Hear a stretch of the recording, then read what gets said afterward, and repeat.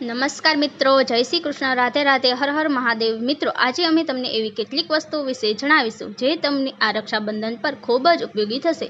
જો કોઈ દીકરી રક્ષાબંધન પર આ વસ્તુઓ ક્યારેય પણ તેના માતા પિતાના ઘરેથી તેના સાસરે લાવે તો તેના ઘરનો વિનાશ નિશ્ચિત છે। પરંતુ તે પહેલાં ચાલો જાણીએ રક્ષાબંધન વિશે। આજનો વિડીયો ખૂબ જ ખાસ છે। મિત્રો, રક્ષાબંધનનો તહેવાર દર વર્ષે શ્રાવણ મહિનાની પૂર્ણિમાની તિથિએ ઉજવવામાં આવે છે। શાસ્ત્રોમાં વર્ણન છે કે ભદ્રાકાળમાં ભૂલથી પણ રક્ષાબંધનનો તહેવાર ન ઉજવવો જોઈએ। ભદ્રાકાળમાં રક્ષાસૂત્ર એટલે કે રાખડી બાંધવી ખૂબ જ અશુભ માનવામાં આવે છે। શાસ્ત્રોમાં કહેવામાં આવે છે કે રક્ષાબંધનનો તહેવાર ભદ્રાનો ત્યાગ કરીને જ ઉજવવો જોઈએ। આ સાથે રક્ષાબંધનનો તહેવાર કયા દિવસે ઉજવવો તે અંગે પણ ઘણી મૂંઝવણ છે। મિત્રો, આ વખતે ઘણા લોકોનું માનવું છે કે રક્ષાબંધન 20 ઓગસ્ટે ઉજવવી જોઈએ અને કેટલાક લોકોનું માનવું છે કે ઓગસ્ટ રક્ષાબંધનનો તહેવાર ઉજવવો શુભ રહેશે। તો આજે આ વિડીયોમાં અમે તમને જણાવીશું કે રક્ષાબંધનનો તહેવાર કયા દિવસે ઉજવવામાં આવશે અને તેની ચોક્કસ તારીખ શું છે। 19 ઓગસ્ટ કે 20 ઓગસ્ટે ઉજવવી જોઈએ અને કેટલાક લોકોનું માનવું છે કે 19 ઓગસ્ટે રક્ષાબંધનનો તહેવાર ઉજવવો શુભ રહેશે। તો આજે આ વિડીયોમાં અમે તમને જણાવીશું કે રક્ષાબંધનનો તહેવાર કયા દિવસે ઉજવવામાં આવશે, તેમજ આજે અમે તમને ભદ્રાકાળનો સમય જણાવીશું, કારણ કે આ વખતે રક્ષાબંધન ભદ્રાકાળના પ્રભાવમાં હશે।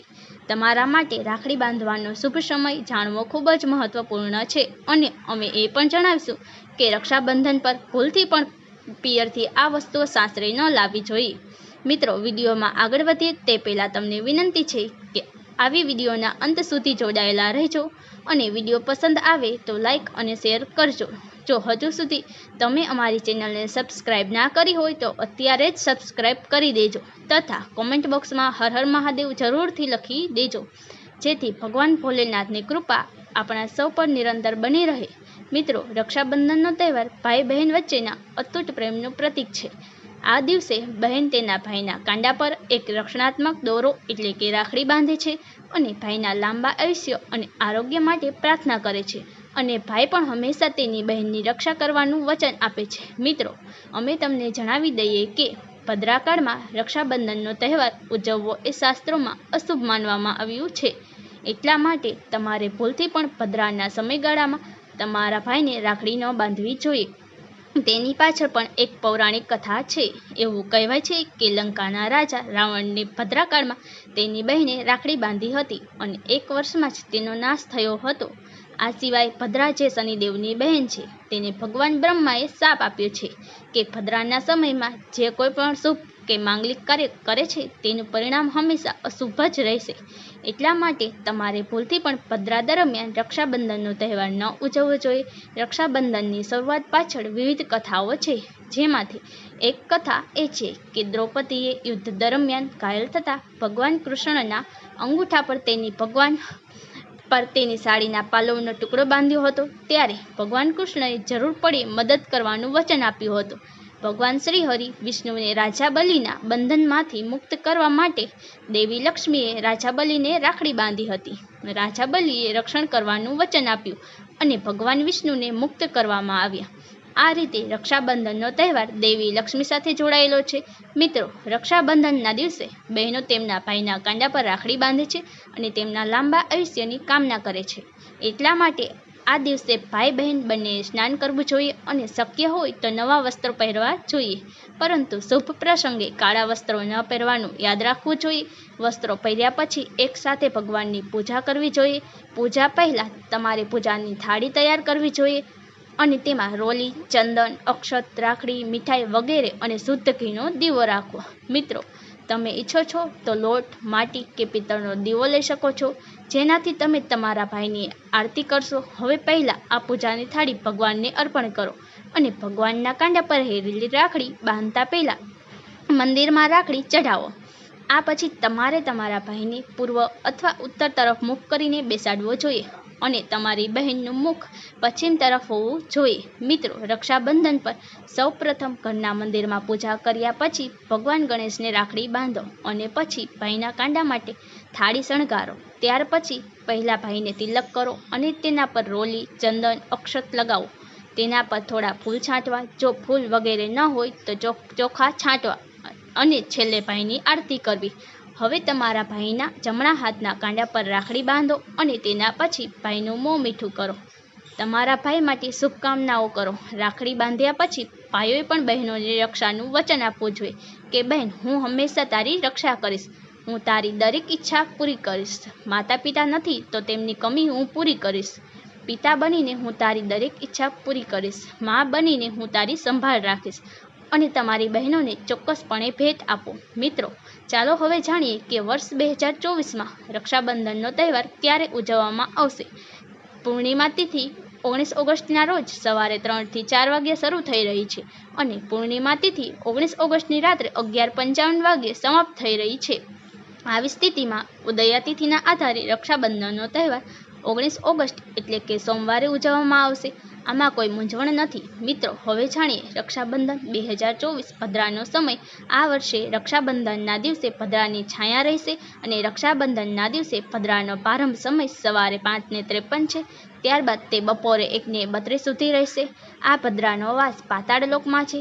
જો કે ઘણા વિદ્વાનોનું માનવું છે કે જો ભદ્રાનો વાસ પાતાળ લોકમાં અથવા સ્વર્ગમાં હોય તો તે પૃથ્વી પર રહેતા લોકો માટે અશુભ નથી, શુભ માનવામાં આવે છે. પરંતુ અનેક શુભ કાર્યોમાં પાતાળની હાદરાને અવગણશો નહીં. છેવટે આપણે હિન્દુ છીએ, તેથી આપણે દરેક શુભ કે અશુભ કાર્ય અવગણી ન શકાય. અને મિત્રો, રક્ષાબંધનની સાંજે પંચક પણ છે. રક્ષાબંધનના દિવસે સાંજે પંચક રહેશે. પંચક સાંજે 7 વાગ્યાથી શરૂ થશે અને બીજા દિવસે સવારે 5:53 સુધી ચાલશે. સોમવારે પડતો રાજપંચક અશુભ માનવામાં આવતો નથી, તે શુભ છે. હવે સૌથી મહત્વની વાત જાણીએ. રક્ષાબંધનનો શુભ સમય 19મી ઓગસ્ટે. રક્ષાબંધનનો શુભ સમય બપોરે 1:30 થી રાત્રે 9:08 સુધીનો છે. તે દિવસે ભાઈઓને રાખડી બાંધવા માટે 7 કલાક 38 મિનિટનો સમય મળશે. આ વાતનું ધ્યાન રાખવું જોઈએ કે ભદ્રાના દિવસે રાખડી બાંધવાથી હંમેશા પરિવારનો વિનાશ થાય છે. એટલા માટે આ સમયે ક્યારેય તમારા ભાઈને રાખડી ન બાંધો. સમગ્ર પરિવાર ગરીબ બની શકે છે. આ સમયે લંકાના રાજા રાવણને રાખડી બાંધવામાં આવી હતી, તેથી તેના સમગ્ર કુળનો નાશ થયો હતો. એટલા માટે સમય પ્રમાણે રક્ષાબંધન તહેવાર ઉજવવો ખૂબ જ શુભ અને મંગલકારી રહેશે. થોડું કઠિન છે, પરંતુ આ સમય તમારા ભાઈ અને તમારા પરિવાર માટે શુભ રહેવાનો છે. ઘણા લોકોને ત્યાં પરંપરા છે કે તેઓ સૂર્યાસ્ત પછી રક્ષાબંધનનો તહેવાર ઉજવતા નથી, પરંતુ રક્ષાબંધન એટલે કે રાખડી બાંધવાનો શુભ સમય 19 ઓગસ્ટના રોજ રાત્રે 9 થી 8 વાગ્યા સુધીનો છે. તેથી તમે સૂર્યાસ્તના સમયે પણ રાખડી બાંધી શકો છો, કારણ કે આ સમયે શુભ મુહૂર્ત આવી રહ્યું છે અને આપણને આ સમયની ખૂબ જ જરૂર છે. શુભ મુહૂર્ત રાત્રે આવે કે દિવસ દરમિયાન, શુભ મુહૂર્ત તો શુભ જ હોય છે. શુભ મુહૂર્ત પર રાખડી બાંધવાથી ભાઈને લાખો ગણા શુભ ફળ મળે છે અને તેનું ક્યારેય કોઈ અમંગળ નથી થતું. આવી બહેનનો ભાઈ જ્યાં જાય ત્યાં તેને દિવસ અને રાત બમણી પ્રગતિ મળે. આવા ભાઈ લાખો કરોડોમાં રમશે. દરરોજ પૈસા, સંપત્તિ બધું જ કમાઈ જશે. રાહુ દોષ, પિતૃ દોષ, નજર દોષ, મંગલ દોષ બધું જ દૂર રહેશે. ભાઈની રક્ષાબંધન પર કાળી રાખડી ન બાંધવી જોઈએ, તે શુભ માનવામાં આવતું નથી. ભાઈના કાંડા પર હંમેશા લાલ રંગની રાખડી બાંધવી ખૂબ જ શુભ અને મંગળકારી માનવામાં આવે છે. રક્ષાબંધનના પવિત્ર અવસર પર પોતાની બહેનને ભેટ તરીકે ક્યારેય છરી, ચાકુ વગેરે ન આપવું જોઈએ. આનાથી જીવન પર નકારાત્મકતાની ઊંડી અસર પડે છે. આવી સ્થિતિમાં બહેનને સફેદ કપડું પણ ગિફ્ટ ન કરવું જોઈએ. ચંપલ વગેરે ન આપવા જોઈએ. દક્ષિણા, એક સુંદર ભેટ જરૂર આપવી જોઈએ. એક પ્રેમાળ બહેને પોતાના ભાઈને ભાઈ બનાવ્યો, ભાઈનો દરજ્જો આપ્યો, તો એક ભાઈ તેની બહેન માટે આટલું તો કરી જ શકે છે. આમ કરવાથી પરમ શાંતિ અને સુખ મળે છે. મિત્રો, ધાર્મિક શાસ્ત્રો અનુસાર એવું માનવામાં આવે છે કે બહેને રાખડી બાંધવા માટે પોતે ભાઈના ઘરે જવું જોઈએ. શાસ્ત્રો અનુસાર, વેદ પુરાણ અનુસાર એવું માનવામાં આવે છે કે જે બહેને રક્ષાબંધન પર જાતે જતી નથી અને ભાઈ બહેનના ઘરે આવે છે, તે બહેનને દોષ લાગે છે. તેથી જ એવી પરંપરા છે કે રક્ષાબંધન પર બહેને ભાઈના ઘરે જવું જોઈએ. ભાઈ ગમે ત્યાં હોય, બહેને જવું જ જોઈએ. જો તમારો ભાઈ તમારી સાથે નથી, વિદેશમાં રહે છે, કોઈ કારણસર તમે તમારા ભાઈ પાસે જઈ શકતા નથી, તો તમે તમારા ભાઈના નામે રક્ષાબંધનની થાળી, મીઠાઈ, અક્ષત, રોલી, ચંદનનું તિલક કરી ભગવાન ગણેશને પોતાનો ભાઈ સમજીને તેમના કાંડા પર રાખડી બાંધવી જોઈએ. તે રાખડી જાતે તમારા ભાઈના કાંડા સુધી પહોંચી જશે. પછી ભલે તમે તેને શ્રી કૃષ્ણ ભગવાનને બાંધો, નારાયણને બાંધો, જેના તમે ભક્ત છો તેમના કાંડા પર બાંધો. એ રાખડી પોતે જ તમારા ભાઈના કાંડા સુધી પહોંચી જશે. અને આવી રાખડી, મનમાં બાંધેલી રાખડી, સાચી ભક્તિથી બાંધેલી રાખડી પોતે ભગવાન સમાન બની જાય છે. મિત્રો, ચાલો જાણીએ કે રક્ષાબંધન પર ભોજન માટે શું તૈયાર કરવું જોઈએ. જુઓ, રક્ષાબંધન દરમિયાન લસણ અને ડુંગળી વગર ભોજન રાંધવું જોઈએ, કારણ કે આ સમયે દેવી શક્તિઓ ભગવાન સ્વયં પૃથ્વી પર આવે છે. તે પોતે પોતાના ભક્તોના હાથે રાખડી બાંધવા માટે પૃથ્વી પર આવે છે. ભક્તો તેમને પ્રસાદ ચઢાવે છે. આવી સ્થિતિમાં તે દિવસે ભગવાન ભાઈઓની અંદર રહે છે. ભાઈની અંદર ભગવાનનો વાસ હોય છે. એટલા માટે આ દિવસે લસણ, ડુંગળી, માંસ, દારૂ, સિગારેટ, ગુટકા વગેરે ક્યારેય ન ખાવા જોઈએ, નહીં તો રક્ષાબંધન તૂટી જશે અને બહેનનું વ્રત તૂટી જશે. મીઠો હલવો અને મીઠી સેવૈયા જરૂર બનાવવી જોઈએ. ઘરમાં કંઈક મીઠી વસ્તુ જરૂર બનાવવી જોઈએ, કારણ કે આ દિવસે ભગવાન ભાઈમાં વાસ કરે છે અને બહેનને અનેક આશીર્વાદ મળે છે. તો કંઈક મીઠી વસ્તુ અવશ્ય બનાવવી જોઈએ. તમે કંઈક બનાવો કે ન બનાવો, મીઠી વસ્તુ બનાવીને ભગવાનને અર્પણ કરવી જ જોઈએ. ત્યાર પછી જ રક્ષાબંધનનો તહેવાર ઉજવવો જોઈએ. તે ખૂબ જ શુભ અને અત્યંત દુર્લભ મંગળકારી માનવામાં આવે છે. તમે રસાદાર બટેટાની સબ્જી, કોબીજની સબ્જી, કેળાની સબ્જી, મસાલેદાર કોબીજ બટેટાની સબ્જી, મટર પુલાવ, પનીર પુલાવ અને કાકડીનું રાયતું બનાવી શકો છો. આ દિવસે ઘરમાં રાંધેલું ભોજન અવશ્ય બનાવવું જોઈએ. આ દિવસે ઘરમાં કઢાઈ ન ચડાવવી જોઈએ. તે અશુભ માનવામાં આવે છે. માત્ર ખોરાકને તપેલીમાં રાંધો. તેને શાસ્ત્રો અનુસાર રાંધવામાં આવતો ખોરાક માનવામાં આવે છે, જે તહેવારોના શુભ સમયે તૈયાર કરવામાં આવે છે. મિત્રો, ભગવાન ખરેખર આ સ્વીકારે છે. ભગવાનને ભોજન અર્પણ કર્યા પછી જ અને રાખડી બાંધ્યા પછી શુભ સમયે ભાઈના કાંડા પર રાખડી બાંધ્યા પછી જ બહેન પોતાનો ઉપવાસ તોડે છે. બહેને ભાઈને એક કોળિયો ખવડાવવો જોઈએ અને ભાઈએ પણ બહેનનું વ્રત પૂરું કરવું જોઈએ. તમારી બહેનને એક કોળિયો જરૂર ખવડાવો. આનાથી પ્રેમ વધે છે અને ભગવાન ઘણા બધા આશીર્વાદ આપે છે અને તેમના સ્વર્ગલોકમાં પાછા જાય છે. એવું કહેવાય છે કે જો કોઈ બહેન આ દિવસે પોતાના ભાઈ માટે વ્રત ન રાખે અને રક્ષાબંધન પર રાખડી બાંધે તો ભાઈનું આયુષ્ય ઓછું થઈ જાય છે. ભગવાન નારાજ થાય છે અને ઉપવાસ તૂટી જાય છે. કોઈપણ ભાઈને બહેને આ દિવસે વ્રત અવશ્ય રાખવું જોઈએ, કારણ કે તેનાથી ભાઈનું આયુષ્ય વધે છે, પ્રેમ વધે છે અને ભગવાન પ્રસન્ન થાય છે. અન્યથા રક્ષાબંધનનો કોઈ લાભ નહીં મળે. જો રક્ષાબંધન પર શુક્રવાર આવે છે તો જેઓ માતા સંતોષીનું વ્રત રાખે છે તેઓએ ઘરે ખાટા ખોરાક ન બનાવવા જોઈએ. ખાટી વસ્તુઓથી ભોજન ન બનાવવું જોઈએ. ખાટી આંબલીની ચટણી, પાણીપુરી, લીંબુ વગેરે, ખાટી કેરી વગેરે ન ખાવા જોઈએ. આ જોઈને માતા સંતોષી ગુસ્સે થઈ જાય છે. જો તમે વ્રત રાખો છો અને સંતોષી માતાની પૂજા કરો છો તો થોડી ધીરજ રાખો, નહીં તો માતા સંતોષી ક્રોધિત થઈ જશે. માતા સંતોષી ખાટા ખોરાકને ખૂબ નફરત કરે છે. તેથી આ સહન કરતી નથી, કારણ કે જ્યારે રક્ષાબંધન શુક્રવારે આવે છે ત્યારે માતા સંતોષી પણ સક્રિય અવસ્થામાં હોય છે, કારણ કે શુક્રવાર એ માતા સંતોષીનો વાર છે. એટલા માટે કેટલાક નિયમોનું પાલન કરવું જરૂરી છે. મિત્રો, રક્ષાબંધન પર એક એવો ઉપાય છે જે બહેન કરે તો દુનિયાની કોઈ શક્તિ તેને અમીર બનવાથી રોકી નહીં શકે.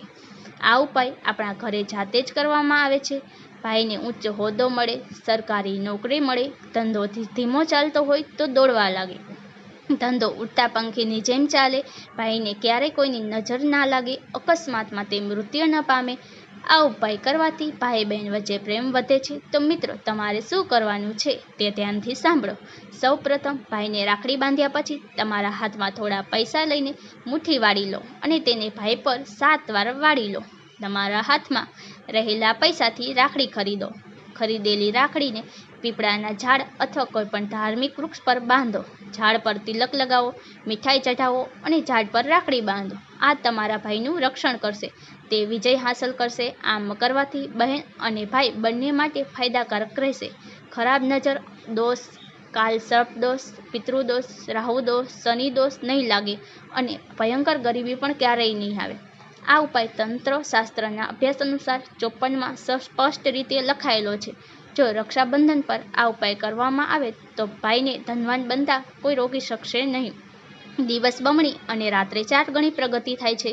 ભાઈ પ્રત્યે બહેનનો પ્રેમ જળવાઈ રહે છે. ઘરમાં એટલા પૈસા આવે છે કે તમે તેને સંભાળી પણ શકશો નહીં. આ ઉપાય ખાસ કરીને રક્ષાબંધન પર કરવામાં આવે છે. વર્ષમાં માત્ર એક જ વાર આવે છે. મિત્રો, કોણ જાણે આ ઉપાયથી તમારું ભાગ્ય પણ ચમકી જાય, કારણ કે કોના નસીબ ક્યારે ચમકશે તે આપણે જાણી શકતા નથી. ખુદ ભગવાન પણ સાચા દિલથી કરવામાં આવેલ ઉપાયને નિષ્ફળ જવા દેતા નથી. અને જો કોઈ બહેન દ્વારા પોતાના ભાઈ માટે ઉપાય કરવામાં આવે તો ખુદ ભગવાન પણ આ ઉપાયને વ્યર્થ જવા દેતા નથી, કારણ કે તેમાં એક બહેનનો હાથ છે, તેના ભાઈ પ્રત્યે પ્રેમ છે, લાગણી છે, સાચી શ્રદ્ધા છે, અને આ શ્રદ્ધા જોઈને ભગવાન આ ઉપાયને સફળ કરે છે. હવે જો ભૂલથી કોઈ ભદ્રાકાળમાં ભાઈને રાખડી બાંધે તો તે ભદ્રાના પ્રકોપથી પોતાને કેવી રીતે બચાવી શકાય, ભાઈને તકલીફ ન પડે એ માટે કયા પગલાં લેવા જોઈએ? એવું માનવામાં આવે છે, જો આપણે ભદ્રાનું સન્માન કરીએ, વિધિ પ્રમાણે તેની પૂજા કરીએ અને તેના 12 નામનો જાપ કરીએ તો તમે ભદ્રાના પ્રકોપથી સુરક્ષિત રહેશો. દેવી લક્ષ્મી તેમજ અન્ય દેવી દેવતાઓની પણ પૂજા કરો અને તમારા ભાઈની રક્ષા માટે પ્રાર્થના કરો. પરંતુ તમારા ભાઈઓની સમૃદ્ધિ માટે તમારે ભદ્રકાળનું વિશેષ ધ્યાન રાખવું પડશે. દરેક સમસ્યાનું સમાધાન શાસ્ત્રોમાં લખેલું છે. હવે આપણે વાત કરીએ કે આપણે ભૂલથી પણ આપણા માતા પિતાના ઘરેથી કઈ વસ્તુઓ ન લાવવી જોઈએ. મિત્રો, શાસ્ત્રોમાં કેટલીક એવી વસ્તુઓનું વર્ણન કરવામાં આવે છે જે પત્નીએ ક્યારેય પણ પોતાના પિયરમાંથી ન લાવવી જોઈએ, નહીં તો તે તેના પતિના વિનાશનું કારણ બની શકે છે. બની શકે કે પતિ કંગાળ બની જાય. દરેક માતા પિતાનું તેમની દીકરીઓ માટે સપનું હોય છે કે તેને સારી સાસરી અને પ્રેમાળ પતિ મળે, તેમની દીકરીને સાસરી ઘરમાં માન સન્માન મળે અને સાસરિયામાં ઘણી ખુશીઓ મળે. પરંતુ ઘણી વખત માતા પિતા કેટલીક એવી ભૂલ કરે છે જેના કારણે દીકરી અને તેના પતિને જીવનભર ભોગવવું પડે છે. દીકરીને આપવામાં આવેલી કેટલીક વસ્તુઓના કારણે તેના જીવનમાં સુખની જગ્યાએ દુઃખ અને ગરીબી આવવા લાગે છે. આવો જાણીએ કઈ વસ્તુઓ દીકરીને ભૂલથી પણ ન આપવી જોઈએ. તમારી દીકરીને ક્યારેય મરચું ન આપો, તેનાથી તેના દાંપત્ય જીવનમાં કડવાશ ફેલાઈ શકે છે. એવું માનવામાં આવે છે કે દીકરીઓને મરચું આપવાથી તેના અને તેના પતિ વચ્ચેના સંબંધમાં સંઘર્ષ થાય છે. તમે તમારી દીકરીને ફળ અથવા સૂકો મેવો આપી શકો છો, તે શુભ માનવામાં આવે છે. લોકો દીકરીને ઘર માટે ચૂલો આપે છે. આવું ક્યારેય ન કરો. ચૂલો આપવાથી એવું માનવામાં આવે છે કે તે પોતાના ચૂલો તેમના પરિવારથી અલગ કરશે. ચૂલાને બદલે તમે અન્ય ઘરની વસ્તુઓ આપી શકો છો. તમારી પુત્રીને તીક્ષ્ણ વસ્તુઓ ન આપો. આનો અર્થ એ થશે કે તમે તેને તેના સંબંધમાં સામેલ થવાથી રોકી રહ્યા છો. તમે તમારી પુત્રીને મીઠી વસ્તુઓ આપી શકો છો. આ સિવાય દીકરીને ભૂલથી અથાણું આપવાથી પણ તેના સંબંધોમાં ખટાશ આવે છે, જ્યારે તમે અન્ય ખાદ્ય પદાર્થમાં આપી શકો છો. મિત્રો, જો કોઈને લાગતું હોય કે તમારા માતા પિતાના ઘરમાંથી તમે જે સન્માન હકદાર છો તે તમને મળતું નથી અને હવે તે જ સન્માન મેળવવા ઈચ્છો છો, જો કોઈ પત્નીને લાગે કે તેના પતિને તેના પરિવારના સભ્યો દ્વારા માન સન્માન આપવામાં આવતું નથી, તો તમે આ ખૂબ જ સરળ ઉપાય કરી શકો છો. થોડા દિવસોમાં તમે તેની અસર જોશો. તમારા પતિને તમારા માતા પિતાના ઘરમાં તે યોગ્ય સન્માન મળશે. દરેક વ્યક્તિ ઈચ્છે છે કે સમાજમાં દરેક વ્યક્તિ તેને માન આપે અને સન્માન મળે. જ્યોતિષશાસ્ત્રમાં એવા કેટલાક ઉપાયો સૂચવવામાં આવ્યા છે જેનાથી વ્યક્તિ માન સન્માન, પૈસા અને નોકરી વગેરે જેવી બધી સમસ્યાઓથી મુક્તિ મેળવે છે. તેમજ ઘણા લોકો તમારો આદર કરવા લાગે છે. તો ચાલો જાણીએ આવા જ કેટલાક ઉપાયો વિશે. જો તમારે સમાજમાં અને તમારા સાસરિયામાં માન સન્માન મેળવવું હોય તો તમારે રાત્રે સૂતા પહેલાં તાંબાના વાસણમાં પાણી ભરી રાખવું અને એ વાસણમાં સોના ચાંદીના સિક્કા કે ઘરેણાંને મૂકીને સવારે ઉઠીને પહેલાં તમારું મોં ધોયા વિના તે પાણી પીવું. આમ કરવાથી વ્યક્તિને યોગ્ય સન્માન મળવા લાગે છે. સાથે જ આ ઉપાયથી તમારા જીવનનો તમામ તણાવ પણ દૂર થઈ જાય છે. તમારા મનમાં જે પણ તણાવ હશે તે બધું જ દૂર થઈ જશે. રાત્રે સૂતી વખતે પલંગની નીચે એક વાસણમાં થોડું પાણી રાખો અને સવારે તે પાણી ઘરની બહાર ફેંકી દો. આમ કરવાથી જો કોઈ વિવાદ થાય છે અથવા કોઈ તમારા પર આરોપ મૂકે છે તો તે પણ સાબિત થતું નથી. આ ઉપાયને અનુસરવાથી તમને દરેક પ્રકારના વિવાદોથી રક્ષણ મળે છે. આનાથી તમારા પર જે પણ નેગેટિવિટી હશે, તે ઘરમાં કોઈ નેગેટિવિટી હશે તો તે આ પાણી દ્વારા ઘરની બહાર નીકળી જશે. જો તમે આ ઉપાય રોજ કરશો તો થોડા જ દિવસોમાં તમને તેની અસર દેખાવા લાગશે. સમાજમાં માન સન્માન મેળવવા સંબંધિત સમસ્યાઓ દૂર કરવા અથવા જો તમને નોકરી ન મળી રહી હોય, તમારો ધંધો સારો ન ચાલી રહ્યો હોય તો તમારે કબૂતર અને પક્ષીની ચોખા અને બાજરીનું મિશ્રણ ખવડાવવું જોઈએ. તમારે શુક્રવારે બાજરી ખરીદવી પડશે અને શનિવારથી આ પ્રક્રિયા શરૂ કરવી પડશે. આમ કરવાથી ઘણો ફાયદો થાય છે અને માન સન્માનની સાથે ધન સંબંધિત સમસ્યાઓ પણ દૂર થાય છે. જો તમને નોકરી ન મળી રહી હોય તો તમે પણ નોકરી મેળવી શકશો. બુધવારે ભગવાન ગણેશને ધૂપ અર્પણ કરવાથી વ્યક્તિને માન સન્માન મળે છે. તો મિત્રો, આ વિડીયોમાં આપવામાં આવેલી જાણકારી તમને કેવી લાગી તે કોમેન્ટ કરીને જણાવજો અને વિડીયો પસંદ આવ્યો હોય તો લાઈક અને શેર કરજો તથા ચેનલ પર નવા હોય તો ચેનલને સબસ્ક્રાઈબ જરૂરથી કરજો. ફરી મળીશું એક નવા વિડીયો સાથે. સૌને રક્ષાબંધનની ખૂબ ખૂબ શુભકામનાઓ.